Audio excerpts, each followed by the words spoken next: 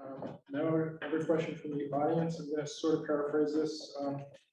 How does the legislature help acknowledge victims of sexual abuse in residential programs and foster care better? And Mark, you're the first one. Oh my goodness. How is the legislature to recognize it? To help Recognize it? the acknowledgement of people who've been sexually abused in foster care. And That is a tough one to crack. Really tough. They've been covering up what's been going on at Kern Hatton for the last 50 years. They cover up what's going on in the Vermont social welfare programs for the last 40 years. I was actually in foster care in Townsend, Harmonyville. It is not a good scene. How is the legislature going to bring it to try like stop covering up what's actually going on? That would be a good start, really good start. I actually agree that not covering up is critical. We do need to be thorough and honest with ourselves. With whatever, situations that have been a problem in the past and that are currently a problem. I do know that the social service areas are terribly underfunded. Folks who work in those fields are paid very little. And there's a burnout component to that. So I think we need to support the folks who are providing the care more. And then I would actually ask the opinions of people who are closer to that, because I don't have a tremendous amount of experience in that, but I do know with any project, any program, you have to be honest, you have to be thorough, and then you have to be straight about the solutions, the potential solutions. So I think this comes down to first having to create more oversight, transparency, and accountability, but also pointing out the fact that we have to create those things because of past sexual and physical assault that's happened.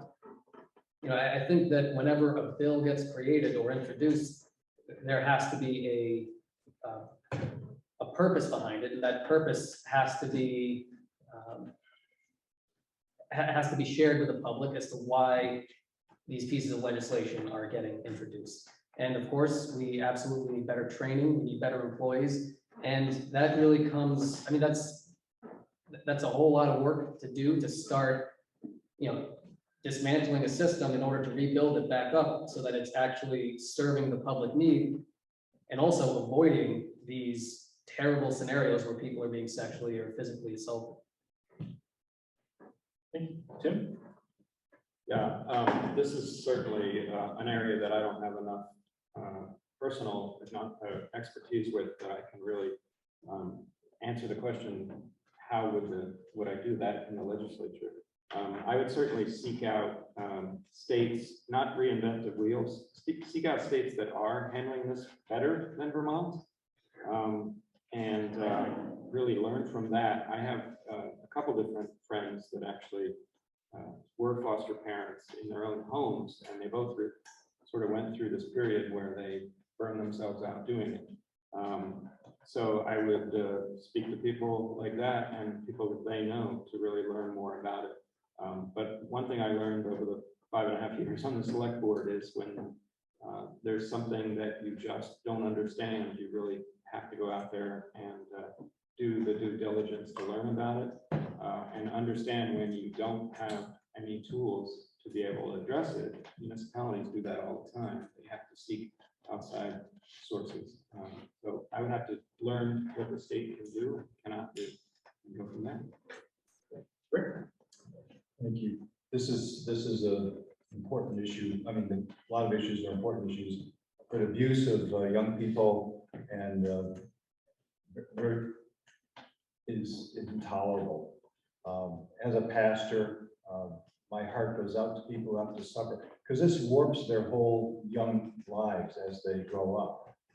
And so this needs to be fully addressed and not just ignored or overlooked because it's a difficult problem. The mandate that I would call from the Bible, doing to others as you would have others doing to you. I mean, that's familiar to all of us. That's the standard by which we should treat one another, and I hope to treat people around me in all my encounters. But when it is abused, that's beyond the pale. When I spoke earlier about sex trafficking and labor trafficking, that's a similar kind of abuse, and it needs to be open review and open accountability. I think if nothing else, again, my experience in this is limited, so I'm sort of trying to look for a solution that might be helpful. Give people a place they can call or go, a safe place that they can voice their concerns, especially if they're an illegal immigrant who's feeling like they're vulnerable because they're not here legally, and how can they go to the authorities? I think they nonetheless need to be protected and need to be supported and encouraged. Again, Polaris grades Vermont as with a grade of F, and how we're handling the sex trafficking side. This is just another aspect of it, and it's appalling, and I think it needs to be seriously looked at by legislative committees on a variety of levels.